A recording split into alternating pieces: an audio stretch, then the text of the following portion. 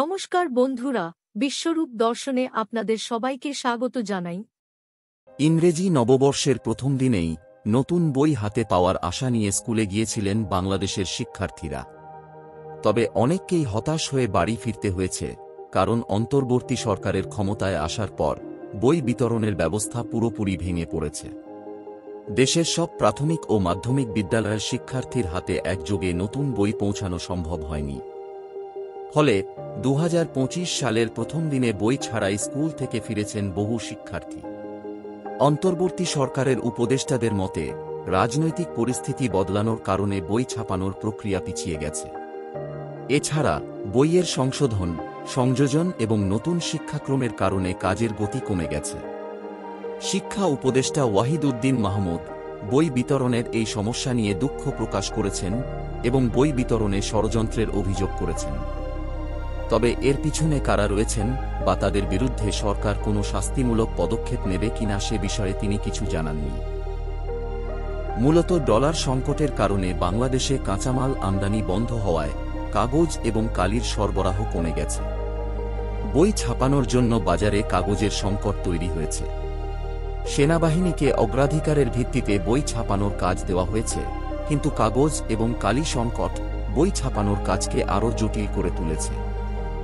জাতীয় শিক্ষাক্রম ও পুস্তক বোর্ড এনসিটিবি জানিয়েছে, প্রায় ৪১ কোটি বইয়ের মধ্যে গত বছরের ৩১ ডিসেম্বর পর্যন্ত শুধুমাত্র ৬ কোটি বই বিতরণ করা সম্ভব হয়েছে। ২০১০ সালের পর প্রথমবারের মতো বই ছাপানোর অভাবে প্রাথমিক ও মাধ্যমিকের ৭টি শ্রেণীর শিক্ষার্থীরা বছরের প্রথম দিনেই বই পায়নি। বিশেষ করে প্রথম, দ্বিতীয় ও তৃতীয় শ্রেণীর শিক্ষার্থীদের জন্য বই ছাপানোর কাজ শেষ হলেও তা সব স্কুলে পৌঁছাতে পারেনি। এই পরিস্থিতিতে শিক্ষকেরা শিক্ষার্থীদের জন্য এনসিটিবি ওয়েবসাইটে আপলোড করা নতুন বইয়ের অনলাইন ভার্সন ব্যবহার করার পরামর্শ দিয়েছেন।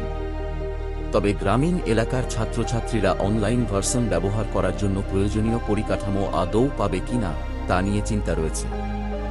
এনসিটিবি জানায়, রাজনৈতিক প্রেক্ষাপট পরিবর্তনের কারণে বই ছাপানোর প্রক্রিয়া শুরু হতে দেরি হয়েছে। পাশাপাশি কারিকুলাম পরিবর্তন এবং পুস্তক পরিমার্জনের জন্য বই ছাপানো শেষ করা সম্ভব হয়নি। এছাড়া গত জুনে দরপত্র প্রক্রিয়া শুরু হলেও বৈষম্যবিরোধী ছাত্র আন্দোলন এবং রাজনৈতিক পরিবর্তনের কারণে অর্ডার দিতে দেরি হয়। সেপ্টেম্বরে দরপত্র আহ্বান শুরু হলেও কাগজ এবং কালি সংকট বই ছাপানোর কাজ ব্যাহত করছে। এখনও স্পষ্ট নয় জানুয়ারির পর ফেব্রুয়ারির মধ্যেও দেশের সব শিক্ষার্থীর হাতে বই পৌঁছানো যাবে কিনা। তবে সরকারের তরফ থেকে প্রতিশ্রুতি দেওয়া হয়েছে, শীঘ্রই পরিস্থিতি স্বাভাবিক হবে। আপনার মতামত আমাদের কাছে খুব গুরুত্বপূর্ণ। কমেন্ট করে জানান কেমন লাগলো আজকের ভিডিও। আপনার প্রতিক্রিয়া আমাদের আরও ভালো কন্টেন্ট বানাতে অনুপ্রাণিত করবে। সাবস্ক্রাইব করুন, লাইক করুন আর শেয়ার করে আমাদের চ্যানেলকে সবার কাছে পৌঁছে দিন। দেখা হবে পরের ভিডিওতে।